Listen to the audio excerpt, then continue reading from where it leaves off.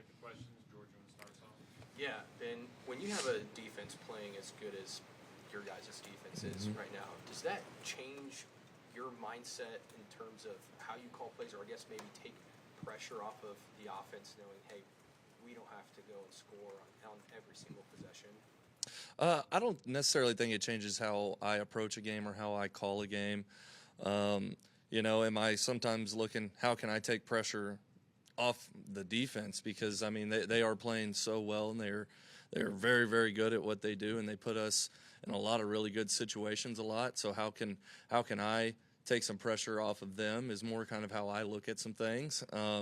But from how I call it just offensively, no, it doesn't necessarily change my mindset going into a game, going into a week, going into a drive. At the end of the day, we got to stay on the field and put points on the board. And so that doesn't change whether you have a really good defense or a really bad defense. And so just continuing to find the best way to do that. Ben, you guys have been able to run the football pretty well over the last month. I was just curious where you think the depth of that unit is now with X-Rob and Torrey dealing with a little bit of stuff. But how do you see the depth of that room moving forward the rest of the season? Yeah, just as the season continues, got to see with those guys every day in practice and how their process is going, how their body's feeling, and ultimately how they look throughout the week. But those are tough kids. That room is a bunch of tough kids in that room, and who want to play football, who want to be out there for their team. And so just as the season continues, I mean, you have to continuously every single day see how they're doing and see how they're practicing. You got to lean on the medical staff, but yeah, no, I'm excited to watch those guys practice this week and watch them get after it this week. Then you guys, early in the season, it seemed like you were able to stretch the field some with the vertical passing attack, and it seems like maybe that hasn't been as much the last few games. How do you get that going again, and how important is it to be able to stretch the field here in the home stretch of the season? Yeah, I mean, it's really important to stretch the field. Just, like 5 weeks ago, being able to run the ball was really, really important. I mean, every aspect of an offense is really important because it can help complement the other parts of it, At the end of the day, just throwing the ball down the field, I mean, it can be a lot of different things. One, maybe I got to call it a little bit more. Two, John's got to hit it downfield. Or three, we got to make the catches. It's all of us. It's not just one singular aspect of it. But in terms of the offense, I mean, yeah, in terms of being efficient on offense, it definitely has its role in keeping us on the field and generating explosive plays. And so we have to continue to find the best ways to go out there and do that and put our kids in position to be successful. Barry, do you have one? Yeah. Ben, it seems like Mateer is less aggressive, maybe less brazen in the way he's playing quarterback the last few weeks. And that's not necessarily a bad thing. But has that been a tough adjustment for him, do you think? Has he changed the way he's sort of approaching quarterback position? And has that been a tough transition? He hasn't changed the way that he's approaching it. We haven't changed the way that we're coaching him. He hasn't changed the way he's been at practice. He hasn't changed his process throughout the week going into it. So, he is a special kid. He's a talented kid. And ultimately, on every single play, he's trying to put the team in the best position to be successful. I mean, at the very end of the day, with the play that is called or what the defense has given us, he's trying to put the team in the best position to be successful, and that hasn't changed at all. And so, nothing has changed about his process. Nothing has changed about him, mentally or personally. I mean, so, yeah.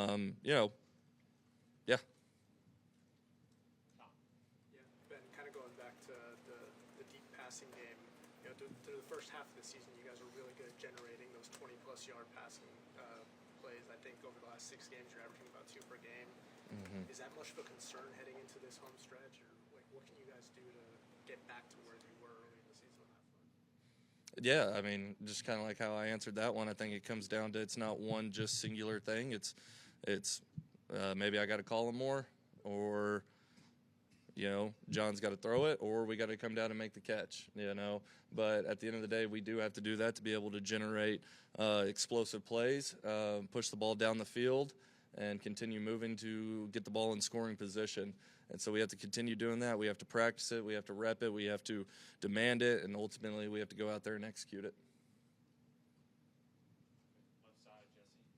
Yeah, Ben, we saw Derek Simmons come back and play some handful of snaps in that game. How do you feel about the way he played, and how do you feel about that at that tackle spot with him and Foj, just where things are right now? Yeah, I feel great about that position in specific, where things are. Derek been out for, better part of a month.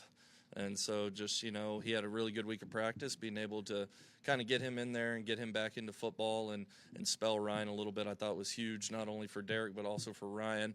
I thought they both played pretty well. Proud of those two guys, but it was good to have him back. It's good to have him back because it just helps out the depth in that room as well. And so it was exciting to have Derek back. Yeah, Ben, we asked about Michael last week, and then he had an even bigger game last Saturday. And just, what does it say about him maybe going back to September when he wasn't getting the snaps that he wanted? Just the perseverance that he has shown. Yeah, 100%. You go back to September, J-Mike hadn't been here very long at that point. And so I think there's an aspect to the position of learning the scheme, learning the offense, and then being able to go out there and apply it after you do learn it. And the more reps that you do get, the more confident and comfortable that you're going to get. And that's all that it's been. He's been a constant, consistent piece at practice, just learning the scheme, getting down the fine details of it, building trust. And as the season has gone on, you can see that by the increase in his numbers, and he's gone out there, and whenever his number's been called, he's done a really good job. And so just speaks to him, speaks to the mindset that he has, and I just think he's going to keep on getting better. Ben, what's your message overall to the locker room as your guy in an offense that's fighting for the playoffs? I think the message, especially to the offense, is, guys, we have everything in front of us. We have everything in front of us, and we get the opportunity to go play our best brand of football. And that takes all of us. It takes all the coaches, takes all the players, and we have to go out there. We have to practice our butt off. We have to be detailed, disciplined to the detail, because ultimately we got 11 days to go, do something really special. And we have, everything we want in front of us, and that's really kind of been the message. But again, it's just going to be about us. It's going to be about going out there this week, figuring out a way to go 1-0, and then figure out a way the next week to go 1-0. That's at its simplest. That's what it is. We have to go out there. We have to play our best brand of football, and go out there and do that. Yeah, Bob kind of hit on one I was going to ask you about. You've gone a bit deeper in your receiving core with Jermichael and Giovanni both. First, how are they kind of grading out when you go back and look at film and you see them getting more opportunities? And two, I wanted to ask you also with Tate Sandell kind of being a weapon. How does that change how you call games? Does it change how you call games when you're getting on the other side of the field or whatever? Does that have any impact how you call plays? Yeah, well, to speak on Giovanni and J-Mike, their grades, they've done some really good things, and there's some stuff that you'd like to clean up. Maybe it wasn't like detrimental, but it wasn't to the standard that it needs to be. But that's any player everywhere, so we can always constantly get better. But they've been grading out pretty well, and I think you can see they've been making some really key plays at some important times to just keep the ball going downfield. But then Tate Sandell, he's been automatic all year. It's crazy. You almost feel like whenever you cross the 50, you got 3 points. Not a lot of people, not a lot of teams get to feel that way. He's an awesome kid. He's a cool kid. Everyone on the team really likes him, and he's really talented, and he's good at what he does. And so he's as consistent as they come every day in the building, out at the practice field. And whenever you see him go out there and line up to kick a field goal, it's just another day of practice for him. He goes out there and gets it done. And so I think everybody on the team appreciates him and knows how valuable he is. Second row, Davis. Yeah, Ben. Mizzou has a top 10 rushing defense. Do you feel the need to get more out of the passing game this week, especially with some of the injuries back there with the running backs? I think whenever you go into really any game, but this game too, you want to have a really good balance of what you're doing, but ultimately you have to do what winning requires. And they're a phenomenal defense. Defense coordinator does a great job. You can tell the cool thing is all 11 players always know exactly what they're doing and play so well together. They're extremely sound in what they do, and they're really physical in what they do, and they let you know that they're there. They have a great defensive front who, like you just said, teams have been struggling to run the football on them. It's credit to them, but we can't worry about them. We have to go out there and do what winning requires, and if that means throwing the ball a lot, okay, awesome. If that means, okay, we got to run the ball a lot to go win the game, awesome. All right, but we have to go out there. We have to be prepared not to worry about Missouri, but worry about Oklahoma and what it's going to take for us to go win. Back to the right side, Joe Masato. Yeah, Ben, you talked about telling your guys they've got everything in front of them. I am wondering, just from a personal perspective, your first year here, what has this kind of journey, this gauntlet of the schedule been like for you to now be in position to, maybe win a couple games and make the college football playoff? Well, it's been exciting just because from where I stand, I get to see these kids and the vision that we built for them in the spring and the summer and fall camp, and see them go out there and do it, figuring out ways to win, figuring out ways to put themselves in position to go achieve the goals that they set before the season. And that's what's been so exciting about this first year for me, is just seeing all the work from whenever I showed up back in December. I mean, I've almost been here a year, holy smokes.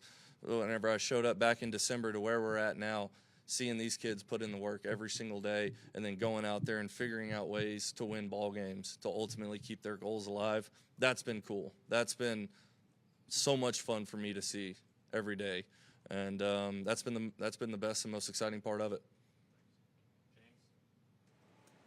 Ben, you're 8-2 now. You're at the 10-week mark. Your offense has gone through various things this season so far. Mm-hmm. Is your offense at the point, or has your offense morphed into what you thought it would be at this point in the year? That's a good question. I'll say this. I don't think we have played our best 4 quarters consecutively of football yet. Has there been some really, really good things this season? Absolutely. Has there been some awesome plays? Absolutely. Has there been times where we need to be more detailed and stay on the field and be more efficient? Absolutely. I'm proud of these kids. I'm proud of the work that they've put in. And ultimately, I don't think we've put together our best 4 consecutive quarters of football yet. And that's what I go back to talking about what these next 2 weeks mean. I think our best brand of football is still ahead of us. And we got to go out there and we got to make it happen as coaches and as players. We have to go out there and make it happen all together. And so I'm excited for that challenge. I'm excited to go tackle that challenge. These kids are excited to go tackle that challenge and continue pushing on throughout this season. Last one, Cliff Run. Yeah, so early in the season, it looked like you guys had maybe 3 or 4 guys, as far as receivers, very similar in production.